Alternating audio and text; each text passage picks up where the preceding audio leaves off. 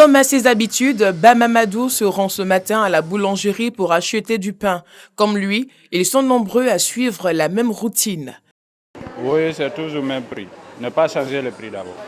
Ici, le prix du pain reste inchangé. Contrairement à la rumeur il y a 2 semaines selon laquelle le prix du pain passerait de 150 francs à 350 francs. Le propriétaire n'a pas donné l'ordre de changer. On est toujours à 150 francs. Pour rassurer la population, le haut patronat de la boulangerie et pâtisserie de Côte d'Ivoire s'est rassemblé. Il y a une procédure spéciale pour changer le prix du pain. Et il n'y a pas d'augmentation prévue le 15 janvier. Donc le prix demeure 150 francs. À l'issue de cette rencontre, Amadou Koulibaly a été élu président de l'organisation. Sa priorité, l'assainissement du secteur. Dans un premier temps, nous allons sensibiliser nos pairs, n'est-ce pas, aux bonnes pratiques du métier, mais en même temps, revendiquer auprès des gouvernants la réglementation du douane. Le mandat du nouveau président est de 4 ans, renouvelable qu'une seule fois. Sur toute l'étendue du territoire national, l'on compte plus de 1500 boulangeries et pâtisseries. Allez, si c'est moi qui devais ça le prix, il faut serrer moi.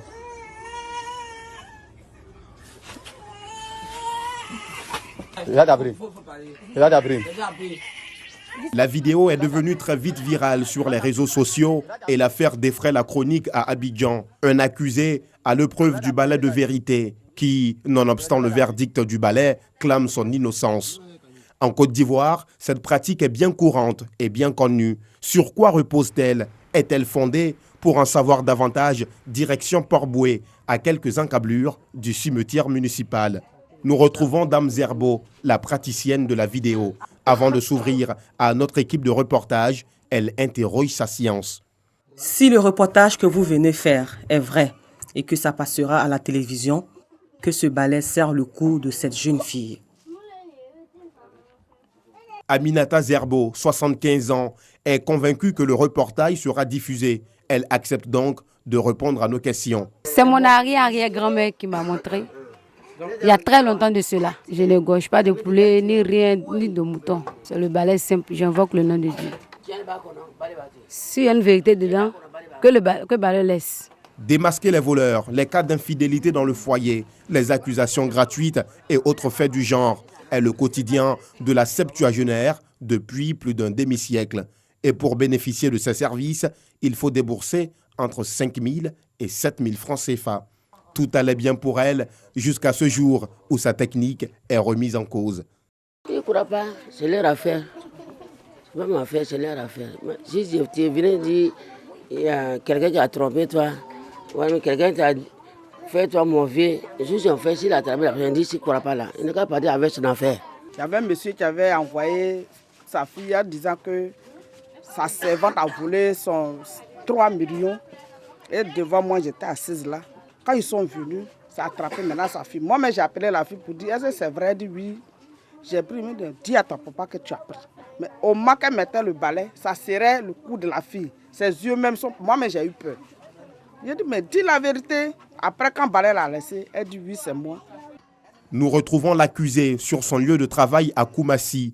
Didier de Versailles, de son vrai nom, Blanchard Kakou, est catégorique. Il n'est pas l'auteur du vol de 50 000 francs CFA survenu dans la cave. La présence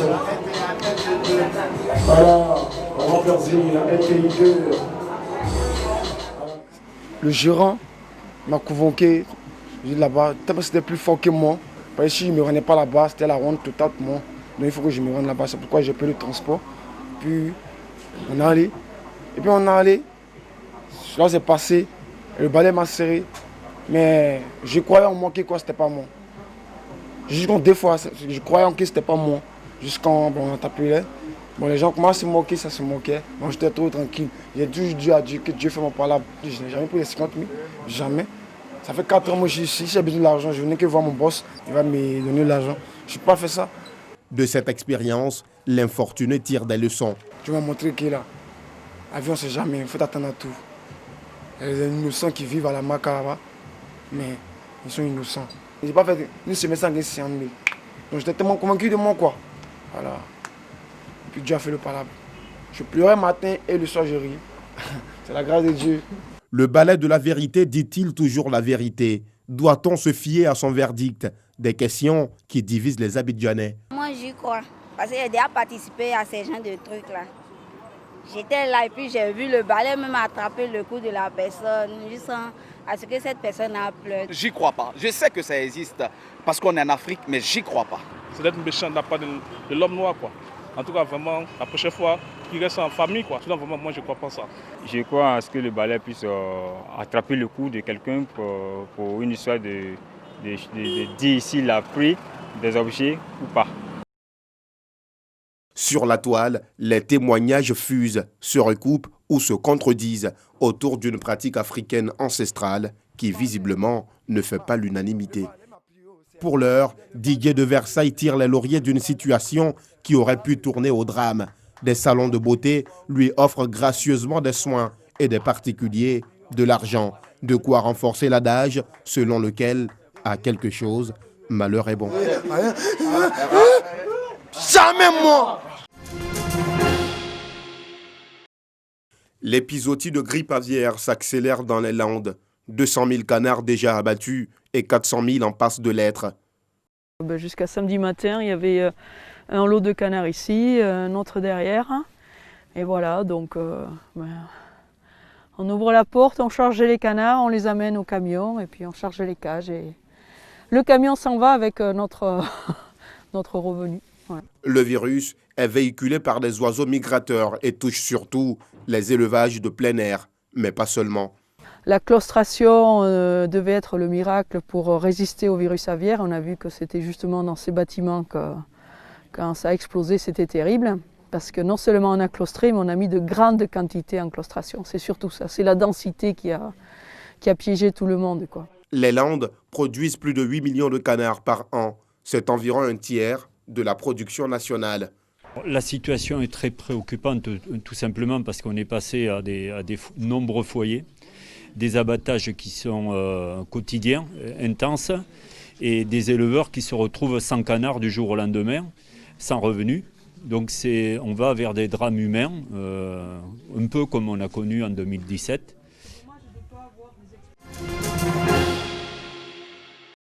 C'était jusque-là une formalité, la session de confirmation des présidents élus par le Congrès américain. Une tradition ancestrale mise à mal ce mercredi par des partisans du président sortant Donald Trump qui ont envahi le temple séculaire de la démocratie américaine, le Capitole. Les images sont inimaginables.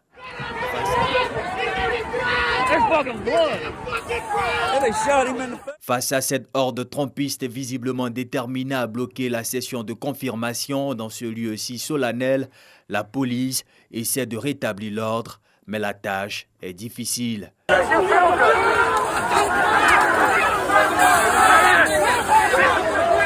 Aux alentours de midi, dans une déclaration, Donald Trump, qui avait un peu plus tôt demandé à ses partisans de se retrouver devant la citadelle de la liberté, le Capitole, les a appelés au calme, leur demandant de rentrer chez eux.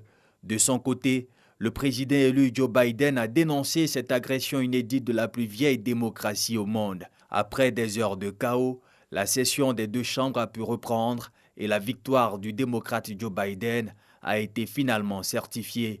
La prestation de serment se tiendra le 20 janvier prochain.